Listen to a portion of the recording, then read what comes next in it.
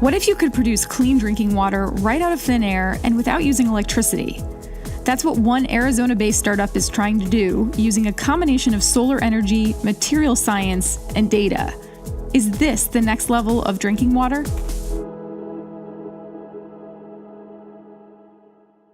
This is Zero Mass Water.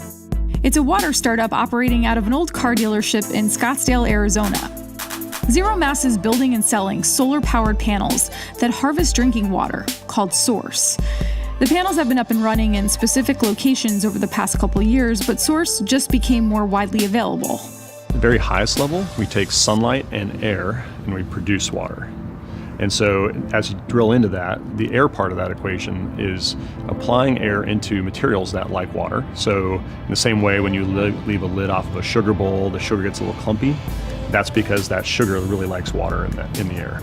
I visited Zero Mass at their headquarters to check out their panels and, of course, to taste the water. And where is this water coming from? So the panels that produce this water are on the roof. So we're taking the water vapor out of the air, concentrating it in the panels, and then we're dispensing it to the tap. It tastes nice and clean. It's good, isn't it? Yeah, I had some tap water last night that didn't taste quite like this.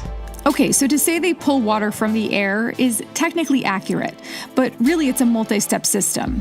The Zero Mass panels look like regular solar panels, but the middle strip is the only part that is standard photovoltaic technology.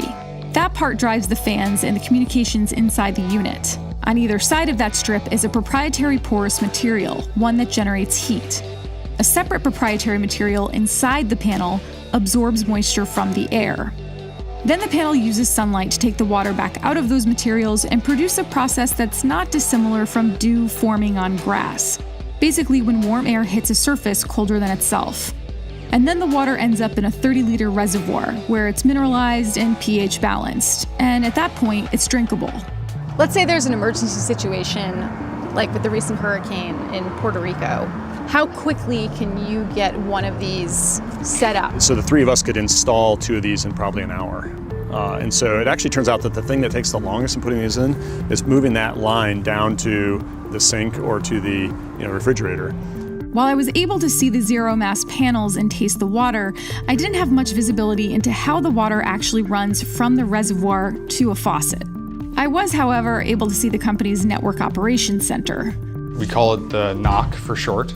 Every panel that we've ever deployed is communicating with the server we have here. Robinson also said that each panel has a circuit board that runs an algorithm, so it can adjust itself to maximize water output. On average, each panel is supposed to produce 5 liters of water per day. But it is safe to assume that if you're in a less humid climate or a more dry climate, that your water output could be less. Yes. Like here is probably very different from here in the Philippines, right? Yep. The two things that affect the amount of water we produce are the humidity in the atmosphere and the amount of solar energy that's available. Still, he says that Zero Mass panels are absolutely able to make water in the desert, even in a place as dry as Arizona. There's no doubt that a lack of access to clean water is a big problem for a lot of people. According to the United Nations, water scarcity affects more than 40% of the global population. What would you say is the biggest water problem we have around the globe right now? Is it scarcity? Is it quality? Is it access? I would say it's really all of the above. That would be the right answer. The number of people who die from waterborne diseases is enormous. It exceeds 1 million deaths per year. Dr. Ashok Gadgil is a kind of legend when it comes to socially beneficial technologies, especially in the developing world. He's won numerous awards, including an induction into the National Inventors Hall of Fame. And back in the 90s, he developed a product that uses UV light to disinfect water. He says that changes in climate patterns, the explosion in urban populations, and rising incomes are setting us up for a serious water crisis. This century is going to be an extraordinary crisis, that the groundwater which we relied on as if it was there in indefinitely large quantities is not, of course, there that way. And we have to drill deeper and deeper. And we are extracting now water that some of my geochemist friends tell me is 10,000 years old, that is being pulled out of the ground to be used, because that's the rate of replenishment is minuscule compared to the rate of withdrawal. So is Zero Mass going to replace groundwater as a primary source? Is it going to help people with little to no access to clean water? Or is it just for people who buy a lot of bottled water? Cody Friesen, the CEO, says all of the above. This takes us from a position of water scarcity to a position of water abundance for every person. And it's a profound thing to say, and I recognize it sounds profound, but this technology entitles us to be aspirational because of the fact that we can say, okay, yep, there's Syrian refugee issues in northern Lebanon, let's go there. Yep, Maria hit Puerto Rico, yep, let's go there. Hey, there's issues in Flint, let's go there. Hey, by the way, you're buying bottled water in Berkeley, let's displace that. Same in Oakland, same in Scottsdale. There is still the cost to consider. Each panel costs $2,000 plus a $500 installation fee, so $4,500 total for a 2-panel array. So far, ZeroMass says hundreds of panels have been set up in 8 countries around the world. For people in developed markets, that means they're either early testers or they're paying out of pocket. In emergency situations or places where there's a lack of funding, the company is relying on donors, NGOs, or multilateral institutions.